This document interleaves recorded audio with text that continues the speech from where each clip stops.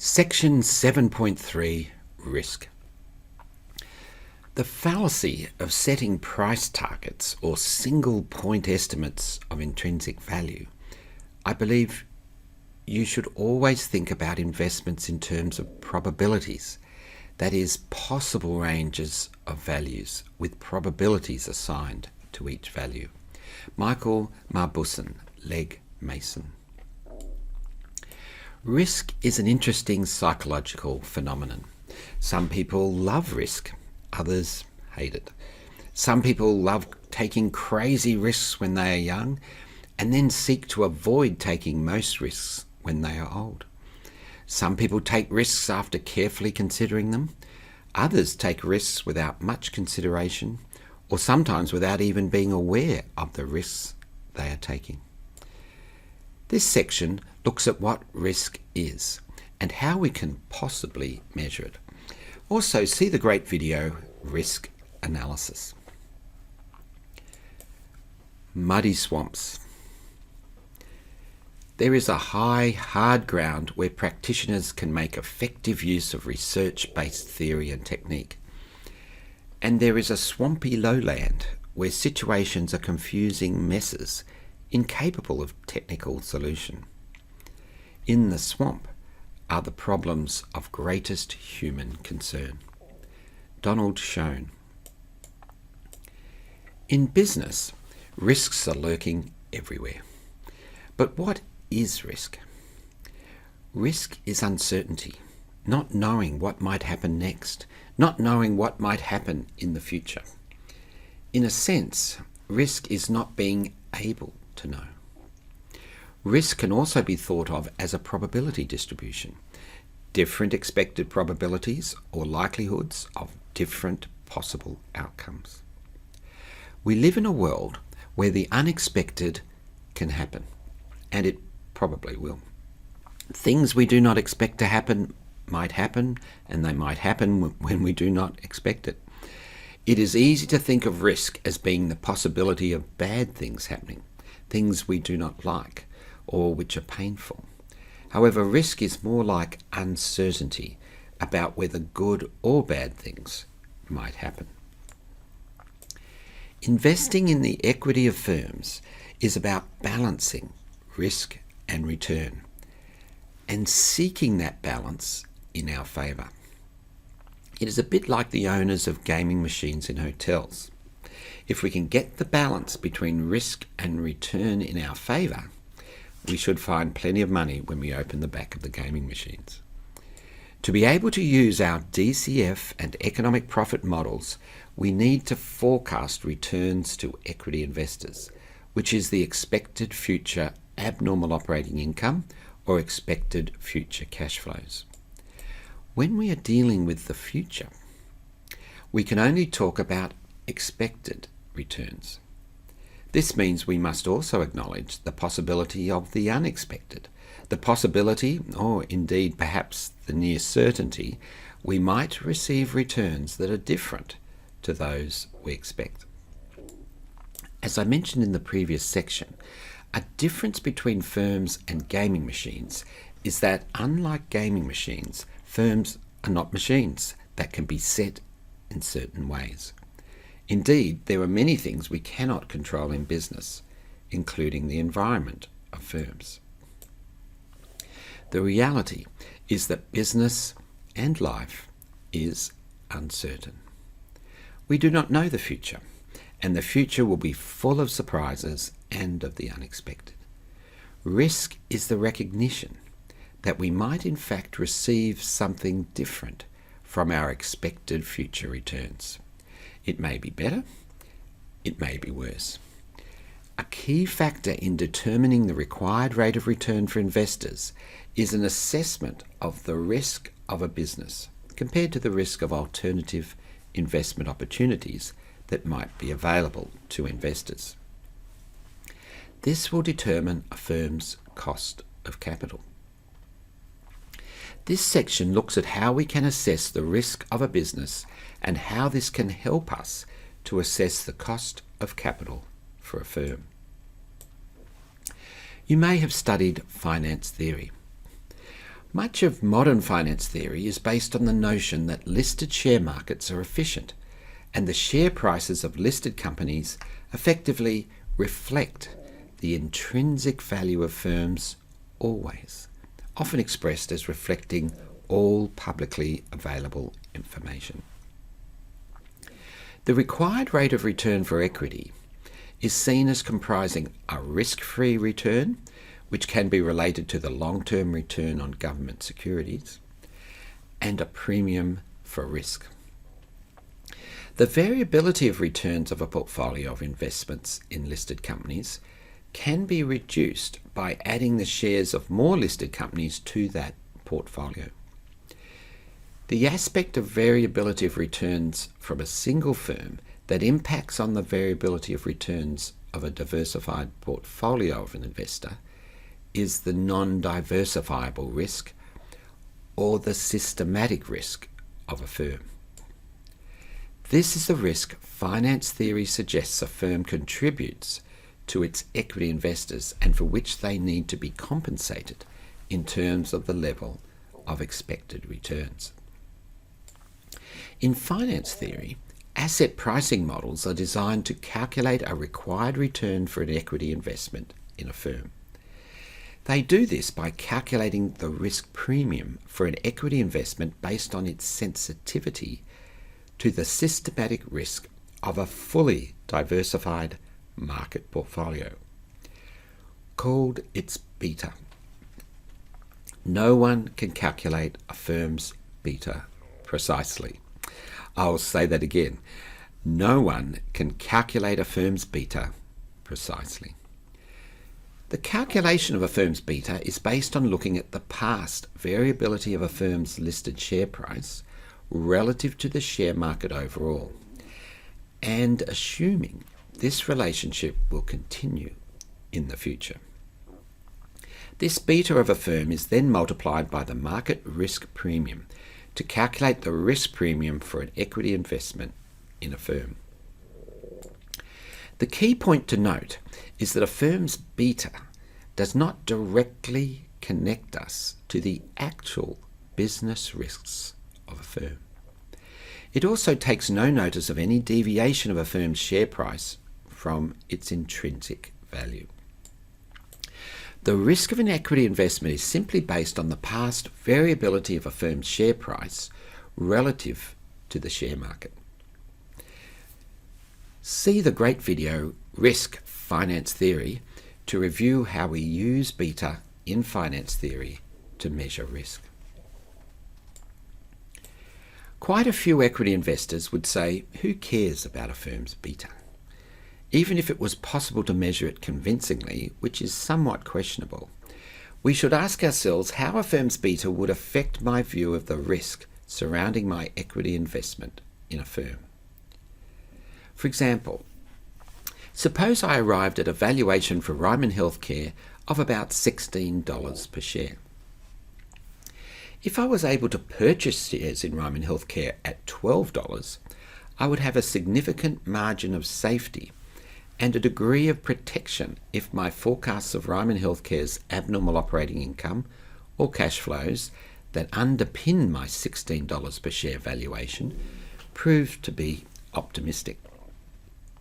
Alternatively, suppose I purchased shares in Ryman Healthcare at $15.95 per share.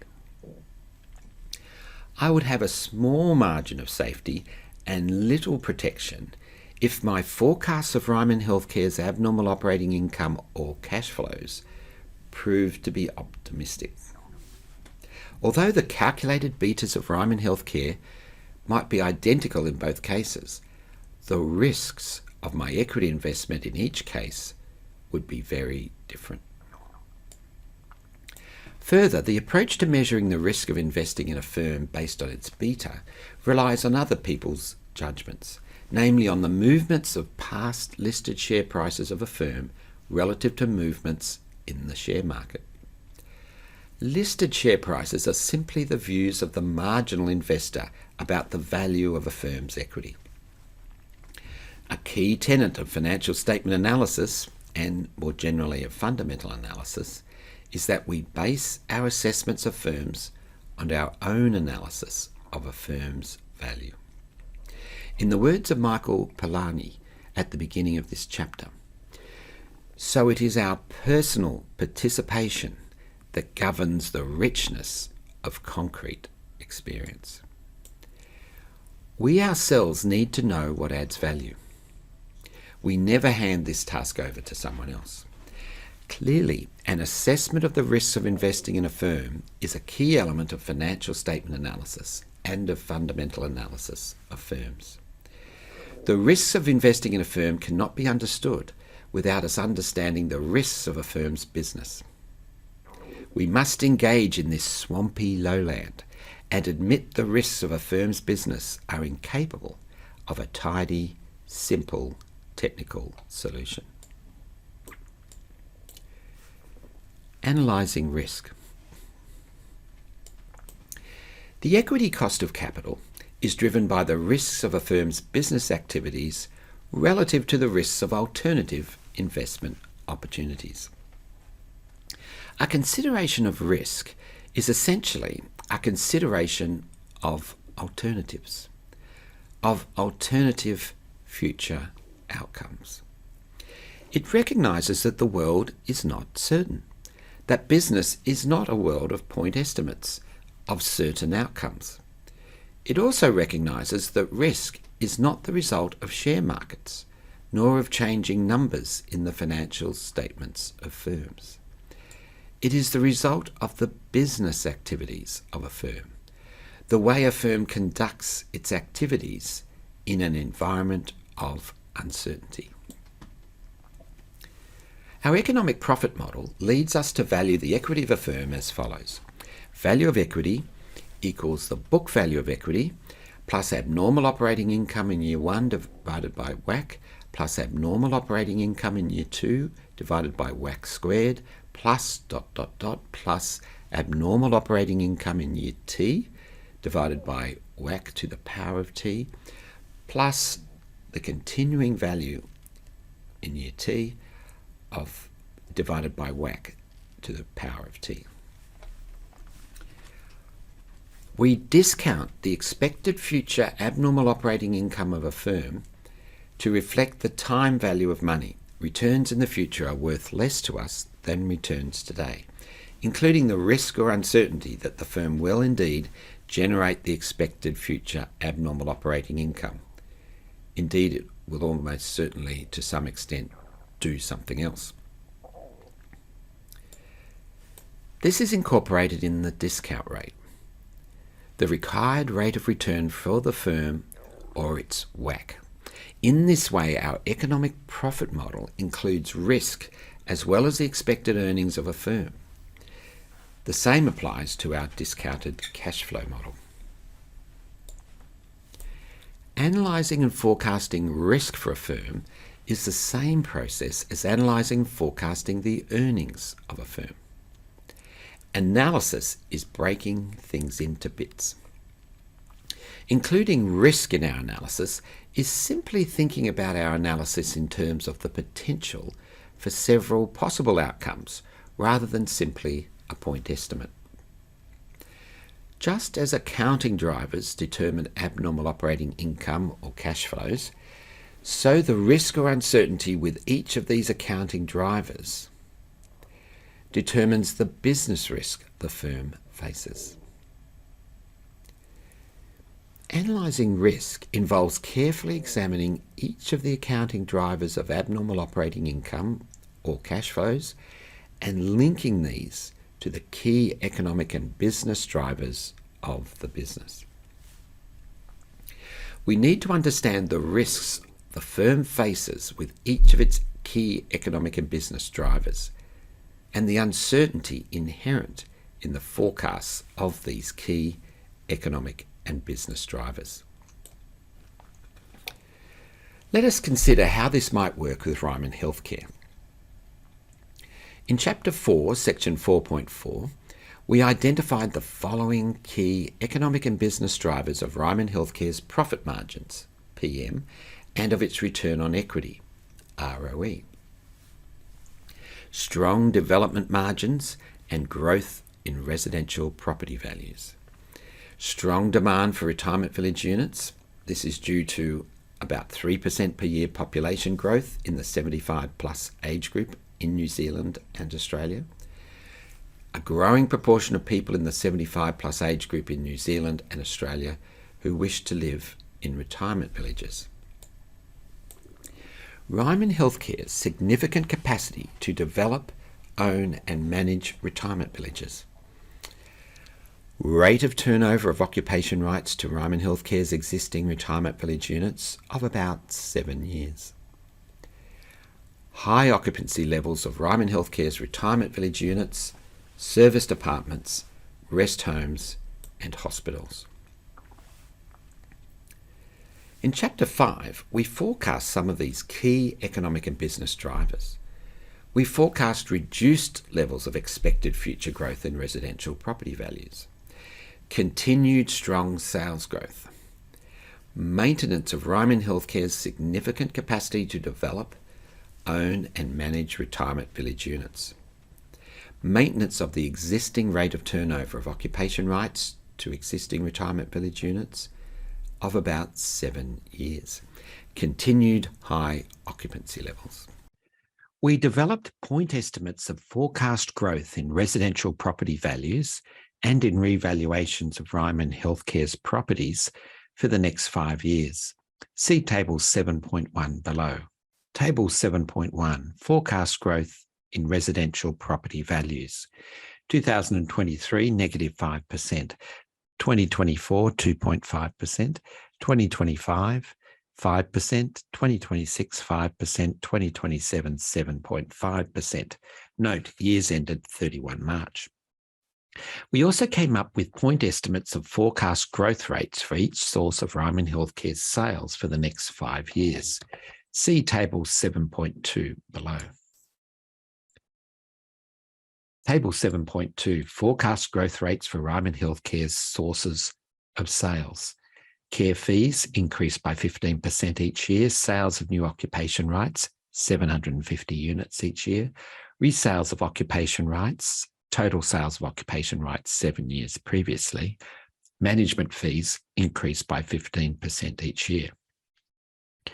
One thing certain about these forecasts is that they will be proved wrong by the unfolding of actual events. There will be surprises. For example, the decline in residential property values may prove to be greater in 2023 than I forecast. For example, because of the Reserve Banks in Australia and New Zealand raising interest rates and reducing quantitative easing, that is, reducing the amount of printing money. Also, growth in residential property values forecast in 2024, 2.5%, 2025, 5%, 2026, 5%, and 2027, 7.5%, might prove to be overly optimistic, should the economic upturn in those years be weaker than I expect. I've also forecast the sales of new occupation rights in volume terms to remain constant at 750 units each year, although the value of these sales is forecast to increase in line with my forecast of residential property values. Ryman Healthcare might be able to exceed these forecasts, or alternatively, it may face some problems with its construction of new properties at some time in the future, which might result in it achieving a lower level of construction in some years. In this way, we could review all my forecasts for the key economic and business drivers of Ryman Healthcare. Instead of viewing them as point estimates, I can start to see them as distributions of a range of possible futures. I might see Ryman Healthcare as possibly having more potential to exceed my forecasts of sales of new occupation rights than to fall short of reaching them. I could further examine their property development plans, their land bank of development sites, and track carefully their announcements over time about their purchases of further development sites and the progress of their developments. Behind this approach is a way of seeing the world that acknowledges the future as being uncertain. I can include in my analysis a sense of the type of distribution of potential outcomes I might envisage around my point estimates. Also, I can run a range of sensitivities of my forecasts to measure the impact on my value of Ryman Healthcare of changes in some of the key economic and business drivers, by linking them to a change in Ryman Healthcare's accounting drivers and to its accounting-based measures of value. This is one of the great things about spreadsheets. Using my spreadsheet, I can incorporate the good thinking and ideas set out in this study guide to bring together my analysis, views and opinions about Ryman Healthcare into a dollar value for the firm. Over time, I can increasingly include my own thinking and ideas into my spreadsheet for Ryman Healthcare, increasingly making it my own spreadsheet, making it my own tool. I can run as many different sensitivities as I like until I have a very good feel for the impact of my various key judgments in my forecasts on my value of Ryman Healthcare. In this way, I can begin to see the value of Ryman Healthcare as a range of values based on different views about the future for my firm, and so gain an understanding about the risks I might be taking with an equity investment in Ryman Healthcare. This section has looked at what risk is and how we can measure it. We considered the high, hard ground of techniques based on finance theory and the swampy lowland of looking at a firm's business risks as confusing messes incapable of simple technical solutions. In the next section, we'll look at the benefits of ensuring a substantial margin of safety before we make equity investments in firms. 7.4. Margin of safety. A margin of safety is a rational, intelligent response to the reality of risk.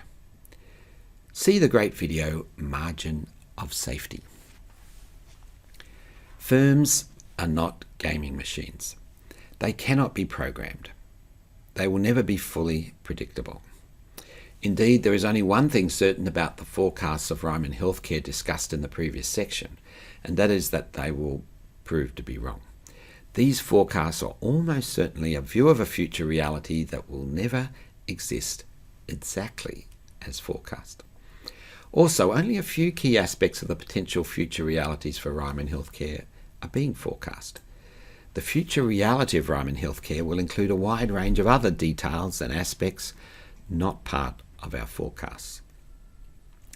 Real business, real life is always complex, messy, and difficult to put convincingly into any technical box. A range of futures. One thing we can do is to change some of these forecasts and see what effect this will have on our forecasts of Ryman Healthcare's abnormal operating income and on its value. We can create a range of futures for Ryman Healthcare. These sensitivity analyses can help us focus on those aspects of our forecasts that contribute the most risk or uncertainty to our estimate of the value of Ryman Healthcare. This can help us to focus more effort on analysing those aspects of the business and seek to gain greater comfort with our forecasts for those items. In the terminology of statistics, this involves us thinking about dispersion as well as central tendency. Dispersion is the spread, the variety, how far the future realities of a business might diverge from our dream or view of its future. Central tendency is the point estimate, or where our dream or view of a firm's future is centred. Gaining a feel for a firm's business risks involves gaining a feel for the dispersion of the potential outcomes for a firm, as well as at what level we think this range of potential outcomes might be centred. This involves our minds following several different paths or routes for the firm going forward, within the framework of our perception of the firm's strategy. Unless we find ourselves considering several different potential outcomes for key aspects of a firm's operating or business activities, then we are not engaging ourselves with a firm's risks. As we begin to understand that a discounted cash flow or economic profit framework provides us not with one but with a range of potential values of a firm, we begin to understand the risk and any equity investment in a firm presents to us. Once we recognise the existence of risk in business, how do we make risk or uncertainty our friend rather than our enemy? The best safeguard to help make risk our friend rather than foe is a margin of safety. A margin of safety is the difference between our best estimate of the value of a firm and the amount we pay to purchase an equity interest in a firm, that is, its market price. If we value Ryman Healthcare at $16 per share and its listed share price was $12, we would have a larger margin of safety than if its share price was $15.95. Another way of putting it is that if we value Ryman Healthcare at $16 and purchase shares in Ryman Healthcare at $15.95, this is a much riskier investment than if we purchase the shares at $12. A large margin of safety is our best safeguard or response to the business risks of a firm. Understanding the risks of a business is simply part of understanding a firm's business. Indeed, it is a key part of understanding a firm's business. To understand a firm's risk, we need to understand the economic and business drivers of a firm and to generate several scenarios, rather than just one or the expected scenario. In other words, we need to dream several different dreams for a firm, not just one. We need to reflect on several different futures for a firm, none of which may be likely to happen exactly as we might see them. But these dreams will be what will drive our view of the value of a firm. In our competitive capital markets, it will be a battle of dreams for a firm, a battle of who is better able to dream dreams of a firm's future and skillfully connect these dreams to a value for a firm. Capital markets are a collective process and interaction between many people, a community of dream making. If a firm's actual future actions led by management, it is a firm's actual future actions led by management that will show whose dreams formed in the equity capital markets were closest to the mark. Worked out in the messy swamp of a firm's economic and business realities as they emerge into the light of the moment. This will involve understanding how a firm is managing the key risks it faces. You could calculate abnormal operating income for several scenarios based on forecasts for each scenario. Indeed, the running of sensitivity analysis is a key method to appreciate and identify the key risks incorporated into our value of the equity of a firm. Spurious accuracy. We hear over and over from corporate managers that the market cares only about the next quarter's earnings. When valuing companies, investors are said to do little more than apply a relative PE multiple to trailing or next year's projected earnings per share. My experience is that most successful investors, as opposed to traders, do not rely on simplistic multiples or short-term earnings in making their investment decisions. But they also spend little time worrying about getting the cost of capital exactly right or working with a sophisticated asset pricing model. Trevor Harris, Morgan Stanley. Despite the lure of precise measures of the cost of capital that are produced by various services using versions of the asset pricing models, we need to be careful. The present state of knowledge about how to measure risk and estimate costs of capital cannot provide a reliably precise measure of the cost of capital. In terms of future developments in our thinking about financial statement analysis, getting better at quantifying risk and our measure of cost of capital would be valuable, and is an area where the growth of our knowledge needs to develop. Indeed, knowledge can be produced wherever serious problems are being attacked and followed to their root. However, it remains in the future when our thinking hopefully will substantially improve in this area. The way we need to handle risk in our analysis today is to treat it in the same way as we treat a firm's earnings. We need to understand the accounting drivers of risk for a firm in the past and the economic and business drivers that have been driving those risks. We then need to forecast these economic and business drivers under several scenarios and convert these forecasts into forecasts of the accounting drivers under these scenarios and then into a range of values for a firm. The relation of this range of potential values for a firm to the current share price of a firm, or of a price we may offer or be offered for shares in a private company, will help us to assess whether the safety margin between our estimate of value of a firm and the current share price is sufficient. It is also vital to run sensitivities of any value for a firm for a range of discount rates or costs of capital. Risk is essentially a qualitative factor that we need to include in our DCF and economic profit models in a quantitative form. Sensitivity analysis informed by our qualitative assessments of various accounting drivers and the costs of capital is essential to properly understand the risks an equity investor would be assuming by acquiring equity in a firm. We need to calculate a discount rate, or ROF, to be able to apply our DCF and economic profit frameworks to the analysis and valuation of a firm.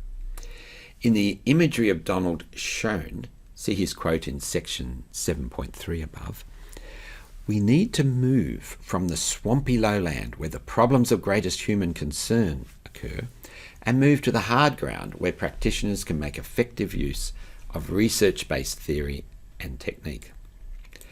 But we need to tread warily and basically not deceive ourselves that there exists the possibility of technical rigour where there is none. And when it comes to calculating costs of capital, we must forsake technical rigour in estimating costs of capital and, well, guess. The trick is to guess as intelligently as we can. We saw in Chapter 6 that we can simplify our analysis of a firm by focusing on the enterprise or operations of a firm. We can safely do this if we think that a firm's financial activities are not materially adding value to a firm. In the swampy lowland of assessing a firm's risk, focusing on the operations of a firm rather than on its equity has a significant benefit. We have seen that a firm's equity cost of capital will change as a firm's financial leverage, FLEV, changes. If you look at most firms, their FLEV, financial leverage, changes over time. For example, Table 7.3 sets out how Ryman Healthcare's FLEV has changed over the past few years.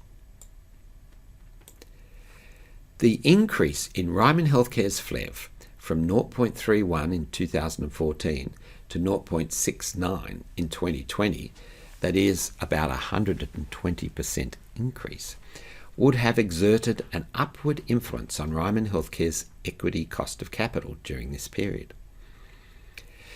It is likely Ryman Healthcare's FLEV, financial leverage, will change further in the future. What this means is that even if we felt we were able to calculate Ryman Healthcare's equity cost of capital, ROE, with a degree of confidence, we'd have to keep changing our view of its future ROE in line with our forecast of its financial leverage. This is a significant complication to how we apply the DCF and economic profit frameworks to the analysis and valuation of firms. However, if we instead focus on the operations of a firm, we do not need to change our view of the firm's cost of capital for operations, ROF, with changes in a firm's financial leverage, FLEV. This is because a firm's cost of capital for operations, ROF, is unaffected by changes in financial leverage. As we face the challenges to incorporate risk into our DCF and economic profit frameworks, it is good to remove this complication by focusing on a firm's operations.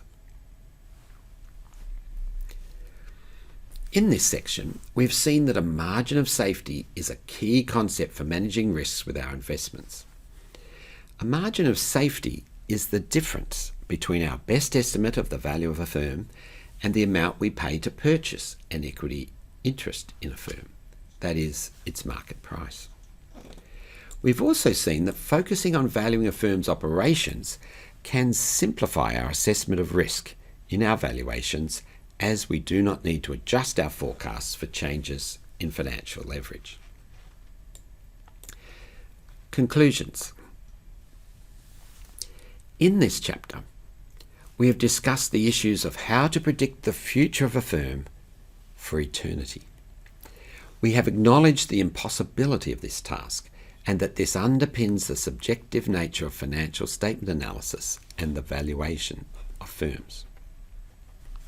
To incorporate our judgments or guesses about a firm's future beyond the visible horizon of what can be reasonably estimated or predicted, we need to calculate a continuing value.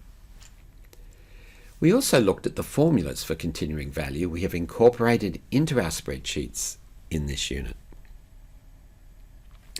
These continuing values are perpetuity-based formulas with constant growth, margins, asset turnover, and WACC. They also make explicit assumptions about return, RINOA, the expected rate of return on incremental net operating assets, that is, on new invested capital that is invested after the forecast period. Another difficult issue in the use of DCF and economic profit frameworks is how to best incorporate risk. We saw the importance of thinking about several scenarios for the future of a firm, rather than just one. In statistical terms, this means not just focusing on central tendency, that is, our expected future abnormal operating income or economic profit, but also on dispersion, that is, how widely different or spread do we expect a range of possible future abnormal operating income of a firm might be. We also saw the central importance of having a substantial margin of safety to manage risks as we seek to move the risk-return relationships of our equity investments into our favour. We are now coming near to the end of our discussion of what it might take to analyse a firm's financial statements to help us to know what adds value to a firm. In the next and final chapter, we will discuss how we might be able to take with us into our lives and careers the ideas and knowledge we have discussed in this study guide. In other words, we will think about how the good thinking and ideas of accounting and finance might cause us to change the way we view business reality, how we see, think about, and make personal sense of aspects of business.